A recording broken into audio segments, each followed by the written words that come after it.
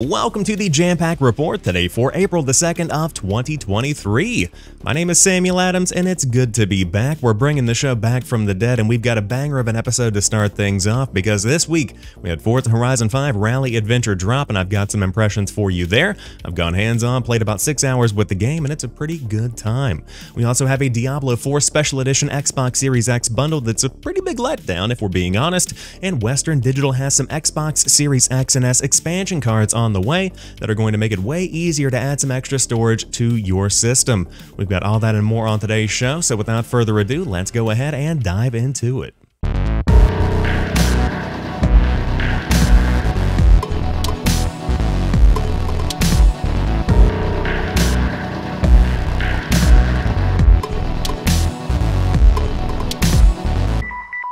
Starting things off, Forza Horizon 5 Rally Adventure is available now on Series X, S, Xbox One, Windows PCs, and of course it's also playable via cloud gaming, which I think is always a pretty cool little feature.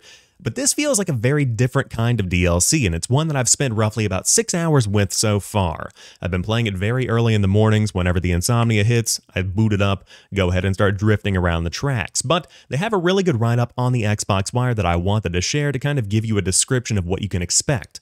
They write, "Today is an exciting day for all of us here at Playground Games as we bring you Forza Horizon 5 Rally Adventure. This is our second massive expansion for Forza Horizon 5, and it introduces players to the rugged Sierra Nueva, where you'll get to drive purpose-built rally monsters in dirt, asphalt, and challenging night races across miles of Horizon's most thrilling routes."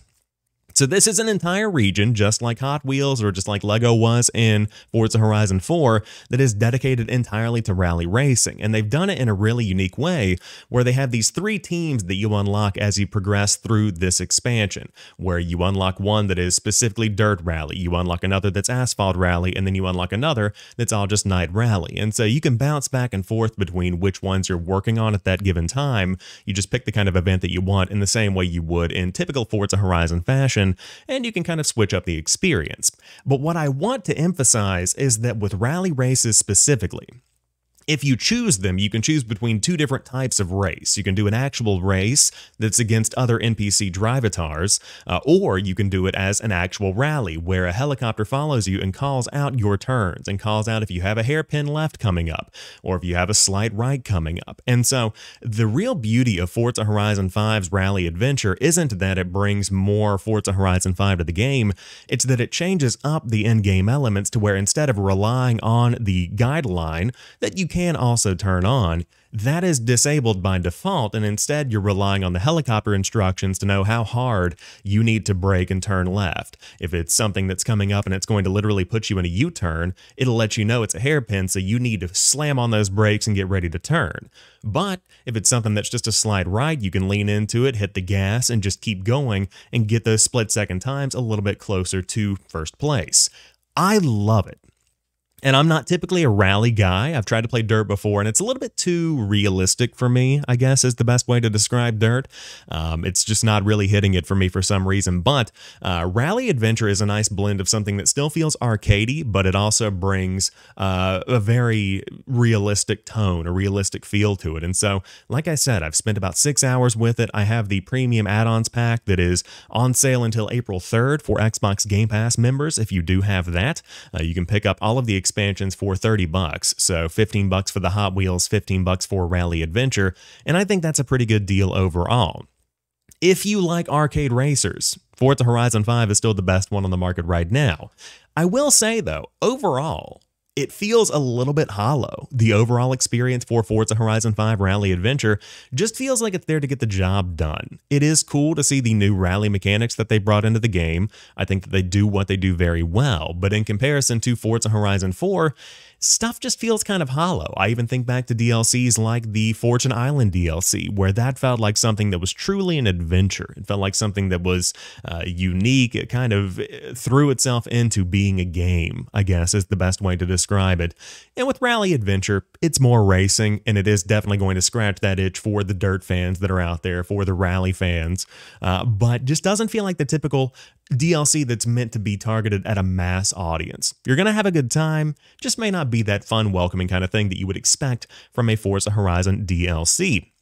But plenty of ground to cover here. In fact, they've got 38 miles of ground to cover, according to the blog post here. And if you do want to dive in and you don't have Forza Horizon 5 and you don't have Game Pass, you can actually buy it as a standalone expansion, which I think is a pretty cool way to do it.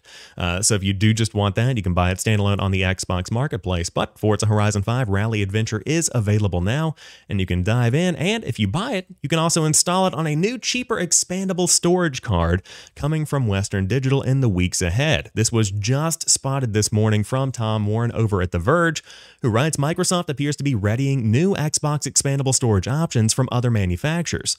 A new Western Digital 1TB expansion card for Xbox Series X and S consoles has been spotted early on Best Buy, priced at $179.99 USD. It's the first time we've seen Xbox expandable storage that's not manufactured by Seagate. Now, in comparison, Tom Warren covers here that the 1TB cards are priced at $219. There are also 512 and 2TB options that are cheaper and more expensive, respectively. Still super pricey, and that's coming from somebody that does have the Seagate expansion card. And I would also go as far as to say that having a storage expansion card for your Xbox Series S is a requirement, unless you are ready to uninstall and install games as soon as you finish them or as soon as you want to play something else, because the Series S, you're looking at 512 gigabytes of storage, and that's not including the little space that's saved for the actual user experience stuff, the onboard, how they booted up the thing. That's what is taking up a lot of the storage on the Xbox Series S. And so considering you have much less than 512 and many games run, 100, 120 gigabytes these days, you've got to have additional space. This has not been the ideal solution, because on the Xbox side of things, you've got to spend $200 plus to get a Seagate expansion card, or you could use a cheaper external hard drive, but that only really works for Xbox One games, original Xbox games, 360 games, and even then they load slower, so you don't get to experience that SSD speed that you typically do from the internal storage or the expansion cards that we buy from Seagate. So you're kind of at a disadvantage there. On the PlayStation side of things, you can use anything that is certified for PlayStation. The majority of SSDs that are on the market today, that are coming out in a kind of recent time manner, can be used within the PlayStation 5. And so that is one huge disadvantage that Xbox players have had. So the solution here would be for Microsoft to expand their partnerships outside of Seagate to work with Western Digital, to work with any other storage manufacturer to get those prices down and encourage competition in the market. Because as far as I'm concerned, this is now going to be the go-to expansion card when it's priced at $180. That's $40 cheaper than the nearest competitor at the same exact storage capacity. Why would I go with the more expensive one? And so I think that this is potentially just the beginning of many more to come. I mean, at the beginning of the generation, Xbox made it clear that Seagate was just the first partner they were working with more to hit the market on the way. And it looks like this is finally the market opening up, and they're able to expand their partnerships and bring more options to players around the world. Ultimately, I would love to see this price go down to something that's $100 for the 1TB options. And I think that storage prices are starting to get there, because you can buy a very cheap SSD these days. I mean, I expanded mine in my gaming PC for content creation. I think I bought a 2TB, and it was about, I want to say, $180 last year. That's really affordable.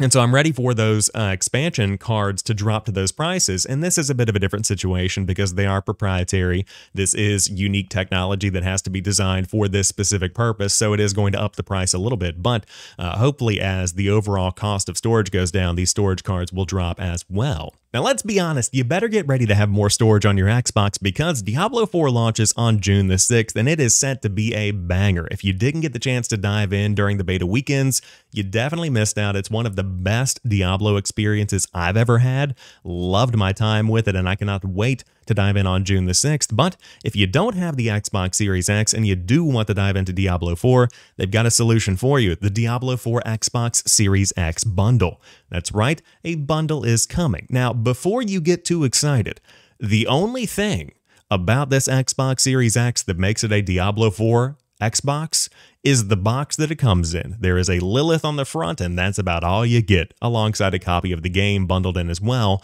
But there is no special edition console here. It's not a slightly different tone, a hint of red, potentially. No, it is just the straight, regular Xbox Series X.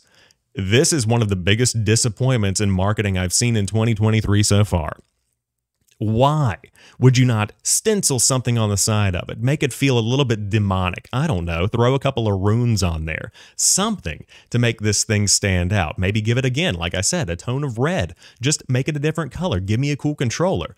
No, this is just the standard Xbox Series X. Potentially, it could be due to those supply constraints. The Microsoft has been working around trying to get more Xbox Series X's on the shelf, but I would even be down to see a limited edition Xbox Series S. That's one that I know we've seen a ton of different editions of, and it just feels weird that it's just the regular Xbox. But if you don't have the next generation consoles, if you want to pick up Diablo 4, this is a good way to kill two birds with one stone and get it for a pretty good price.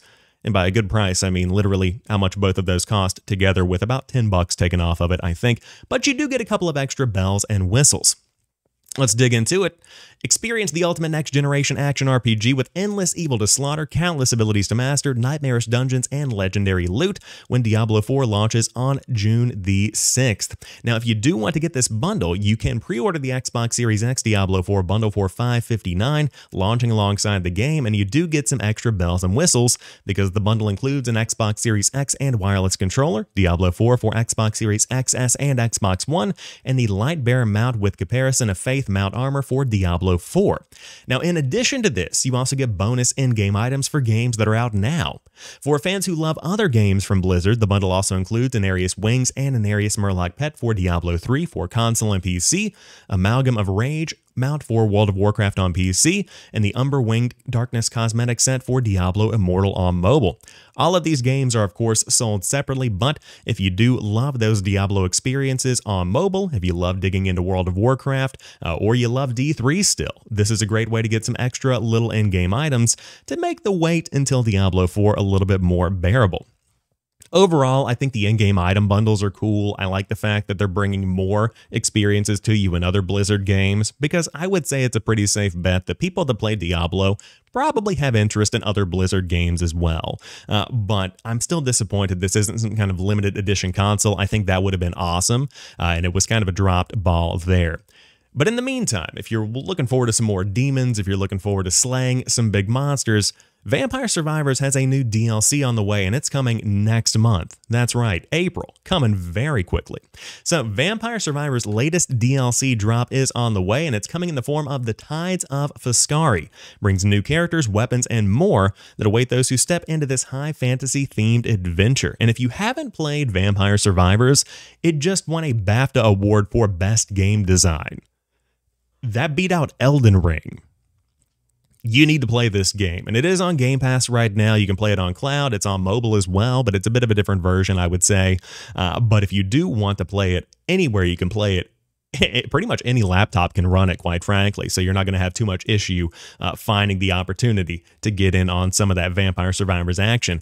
But the biggest benefit with the DLCs that come out for this game is that they're only $2. I mean, this is launching on April the 13th for $1.99, and this news comes hot after Vampire Survivors' big wins at the BAFTA Awards, like we mentioned, for Best Game and Best Game Design, and it also includes a pretty good substantial amount of content. It includes a new stage called Lake Fuscari, 13 weapons, 7 musical tracks, and 21 new achievements. So a pretty beefy little experience here for $2, especially if you're looking for some more Vampire Survivors action after potentially finishing up the game, finding all the combos and weapons and things like that. This is a really good way to kind of make that stretch a little bit more. So if you do want to dive into Vampire Survivors Tides of Fuscari, April the 13th is the date you can get your vampire slaying action on. Of course, no actual vampires in the game, I might add. I'll tell you a game that does have vampires in it, though, and that's Redfall, because we are 1 month away from Redfall. The reminder tweet went out this morning from @PlayRedfall. They just said 1 month, launching on May the 2nd of 2023, and the hype is high. You can see tons of comments, retweets, likes coming in for a 9 a.m. tweet on a Sunday, so you know that's when people are going to be pumped about it. But I'm looking forward to Redfall. I gotta say that I'm not sure how I feel about it 100% yet. Checking out some of the previews, I definitely like what I'm hearing. It sounds like it's going to be more of a Far Cry kind of experience than I was thinking it was going to be, somewhat of a Back 4 Blood or Left 4 Dead kind of experience. And so as someone who typically plays games as a single player guy, that's going to be more appealing to me, to be able to go into these little vampire layers and whoop some action up on them, for lack of a better term. My only concern, and my biggest concern, is the gunplay here, because looking back at the history of Arcane games, knowing how Dishonored plays, knowing how Deathloop played, it's not something that spoke to me, and that was a bit of a bummer. But with Redfall, the word on the street is that they've really improved the gunplay overall. It's supposed to feel much better, and so it really needs to, because this is a game that is heavily focused on shooter mechanics, and when I'm thinking about slaying vampires and taking out this clan, I'm not thinking about being stealthy like I would in Deathloop. I'm not thinking about being stealthy like I would in Dishonored. I want to run and gun. I want to go in there and light some guys up with some machine guns and take people out. That's what I want to do in Redfall.